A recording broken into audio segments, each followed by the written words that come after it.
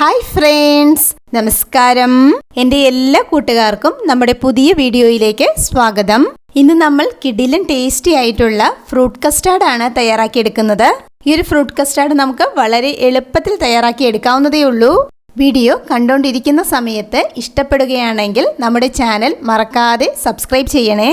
ചൂട് സമയത്തൊക്കെ കഴിക്കാൻ പറ്റിയ നല്ല രുചിയുള്ള ഈ ഒരു ഫ്രൂട്ട് കസ്റ്റാർഡ് എങ്ങനെയാണ് തയ്യാറാക്കിയെടുക്കുന്നതെന്ന് കണ്ടു നോക്കാം.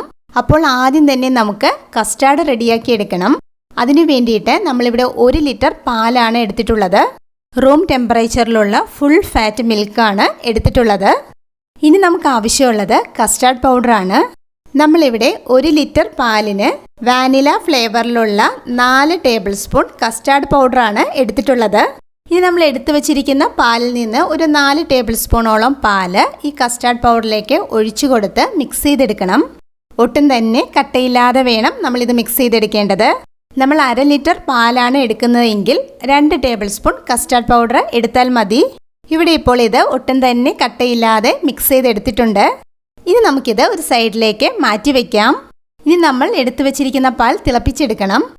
ഗ്യാസ് ഒരു മീഡിയം ഫ്ലെയിമിൽ ഇളക്കി കൊടുത്ത് നമുക്ക് ഈ പാലൊന്ന് നല്ലതുപോലെ തിളപ്പിച്ചെടുക്കണം. പാലിപ്പോൾ തിളച്ചു വരുന്നുണ്ട്.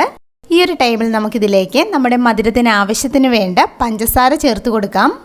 ഞാനിവിടെ 6 ടേബിൾ സ്പൂൺ പഞ്ചസാരയാണ് ചേർത്ത് കൊടുത്തിട്ടുള്ളത്. പഞ്ചസാര ചേർത്ത് കൊടുത്തതിന് ശേഷം നല്ലതുപോലെ ഒന്ന് മിക്സ് ചെയ്തെടുക്കാം.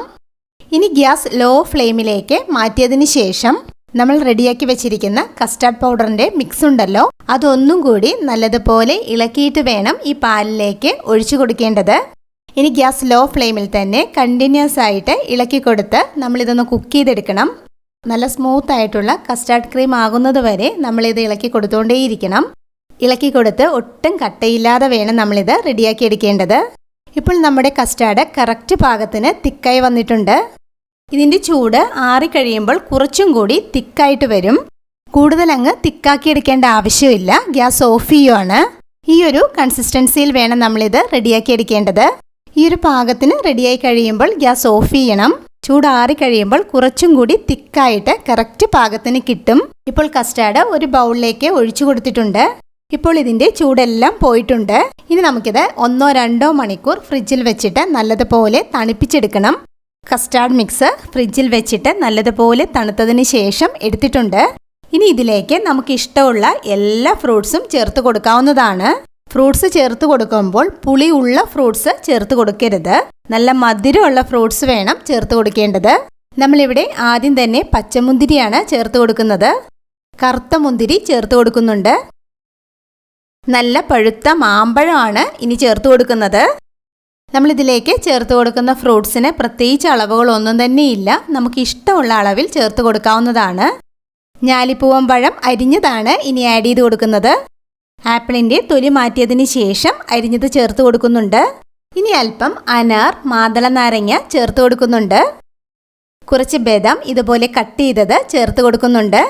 നമുക്കിഷ്ടമുള്ള ഏത് നട്ട്സ് വേണമെങ്കിലും ചേർത്ത് കൊടുക്കാവുന്നതാണ്. ഇനി ഇതെല്ലാം കൂടി നല്ലതുപോലെ ഇളക്കി യോജിപ്പിച്ചെടുക്കാം. ഞാനിവിടെ വാനില ഫ്ലേവറിലുള്ള കസ്റ്റാർഡ് പൗഡറാണ് ഉപയോഗിച്ചിട്ടുള്ളത്. വേണമെന്നുണ്ടെങ്കിൽ നമുക്ക് ഈ ഒരു ടൈമിൽ വാനില എസൻസ് ചേർത്ത് കൊടുക്കാവുന്നതാണ്. ഞാനിവിടെ ചേർത്ത് കൊടുക്കുന്നില്ല. ഫ്ലേവർ കറക്റ്റ് ആയിട്ടാണുള്ളത്. ഫ്രൂട്ട് കസ്റ്റാർഡ് എപ്പോഴും നല്ലതുപോലെ തണുത്തതിന് ശേഷം കഴിക്കുമ്പോഴായിരിക്കും കൂടുതൽ ടേസ്റ്റ്. ഫ്രൂട്ട്സ് ചേർത്തതിന് ശേഷം ഫ്രിഡ്ജിൽ വെച്ചിട്ട് ഒന്നും കൂടി നല്ലതുപോലെ തണുപ്പിച്ചിട്ട് നമുക്കിത് സെർവ് ചെയ്യാവുന്നതാണ്. അപ്പോൾ ഇത്രയേ ഉള്ളൂ. വളരെ സിമ്പിളായിട്ട് നമുക്ക് തയ്യാറാക്കി എടുക്കാൻ കഴിയുന്ന നല്ല രുചിയുള്ള ഫ്രൂട്ട് കസ്റ്റാർഡാണിത്. എല്ലാവർക്കും ഒരുപോലെ ഇഷ്ടപ്പെടുന്ന ഈ ഒരു ഫ്രൂട്ട് കസ്റ്റാർഡ് എല്ലാവരും ഇതുപോലെ തയ്യാറാക്കി നോക്കണം.